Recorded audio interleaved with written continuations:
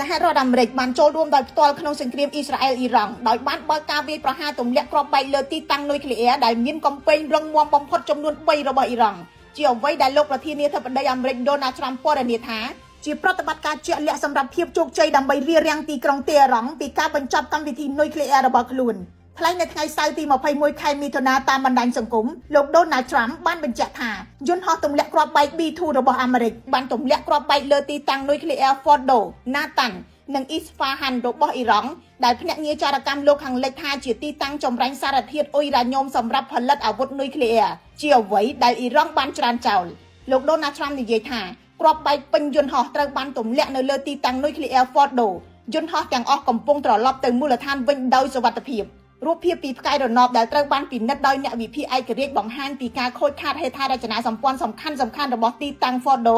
ដែលត្រូវបានសាងសង់យ៉ាងជ្រៅទៅក្នុងរូងភ្នំនៅជិតទីក្រុងខាមមាត្រដ្ឋាននិងភាពច្បាស់លាស់នៃការវាយប្រហារនេះបង្ហាញពីការប្រើប្រាស់គ្រាប់បែកដែលអាចជ្រែកចូលលេនដ្ឋានកម្រិតខ្ពស់គួរសម្គាល់ថានេះគឺជាលើកដំបូងនៃការចូលរួមដោយផ្ទាល់របស់យោធាអាមេរិកក្នុងជំនួសអ៊ីស្រាអែលនិងអ៊ីរ៉ង់ដែលជាការផ្លាស់ប្ដូរជំហររបស់ទីក្រុង Washington ដែលពីមុនគ្រាន់តែគាំទ្រផ្នែកភស្តុភារសពាវុធនិងចារកម្មប៉ុណ្ណោះប្រព័ន្ធផ្សព្វផ្សាយរដ្ឋអ៊ីរ៉ង់បានថ្កោលទោសកម្មភាពរបស់សហរដ្ឋអាមេរិកថាជាសកម្មភាពនៃសង្គ្រាមនិងបានព្រមានអំពីការឆ្លើយតបដ៏ឃោរឃៅអ្នកសង្កេតការណ៍អន្តរជាតិនិងអ្នកជំនាញសន្តិសុខព្រមានថាអន្តរាគមន៍របស់សហរដ្ឋអាមេរិកអាចបញ្ឆេះចំនួនកាន់តែធំអគ្គលេខាធិការអង្គការសហប្រជាជាតិលោក Antonio Guterres បានចេញការព្រមានកាលពីថ្ងៃសៅរ៍ដោយជំរុញឲ្យភាគីទាំងអស់អត់ធ្មត់ជាអតិបរមាដោយនិយាយថាការចូលរួមរបស់មហាអំណាចមួយអាចបញ្ឆេះភ្លើងដែលគ្មាននរណាម្នាក់អាចគ្រប់គ្រងបាននៅឯក្រុមប្រឹក្សាអាត្លង់តិកអ្នកវិភាគនៅក្នុងតំបន់បានទាញក្តីបារម្ភថាអ៊ីរ៉ង់អាចសងសឹកវិញដោយវាយប្រហារមូលដ្ឋានទ័ពអាមេរិកនៅអ៊ីរ៉ាក់កាតាបារ៉ែនឬក៏អារ៉ាប់រួមផងដែរ